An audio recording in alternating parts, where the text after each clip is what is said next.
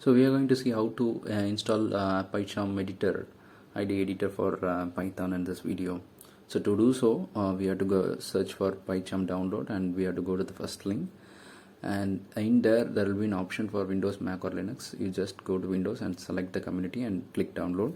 I've already downloaded in my system, so it is ready with this, and I'm double clicking that installer so that the installer gets open, and I'm clicking next. I'm choosing the path and I'm clicking the add bin folder and clicking next. So you have to associate that .py file with this Pycharm, so I have ticked that too. So just I'm skipping this installation process. I'm running it out, so it will take some time. Just wait for that, and you just click finish.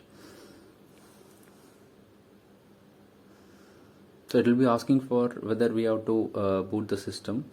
If you like, you can give yes and you can proceed. You can then you just click start. After rebooting the system, go to Pycharm editor. So the editor will be getting opened, so it will be taking some time. It is under process.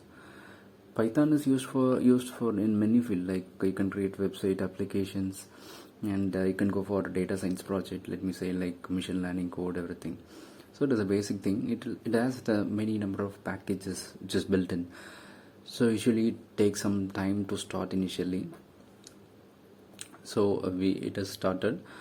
So the project folder is getting loaded. If you want, you can go for a new project. This is simple introduction just to create a hello world program, how the Python is working in that way. So I'm going to right click in that see the project folder, which is Python project, which is in the leftmost side. So in the project explorer, I'm right clicking that project, Python project, and clicking new, and I'm going to click Python file, where I'm going to type any name. You can type any name, hello world, and just press enter. That's it. So there is I'm going to print a statement, say print hello world. So there is some error. It is showing that we have to configure Python interpreter. So we'll do it now. So I'm going to print like hello world. Just a simple program, how we can start our first program. That is a demonstration of this. This is a demonstration. So while clicking run, so like it is saying error that there is a run configuration error, which is related to this configuration interpreter. So I'm going to add a new interpreter. You have to click that and you have to add a new interpreter. So like we have to select a new interpreter which has been installed right now. So it has been like saying that Python 10. So I'm just clicking that OK. So it will configure. Just wait a couple of seconds. So it is updating.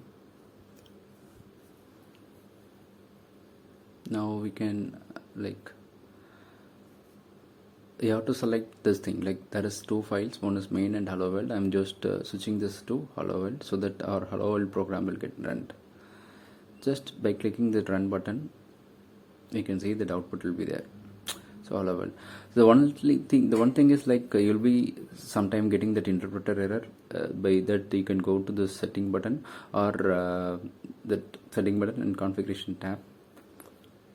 You'll be prompted with this. You just go to that Python project menu here and Python interpreter. We have added 3.10 as you know, like earlier. If it doesn't prompt, you can just go and add interpreter here. You can select the new interpreter. This is a window that came when the configuration is error thrown. And one more thing is like you can see in the down like there is a setting option there.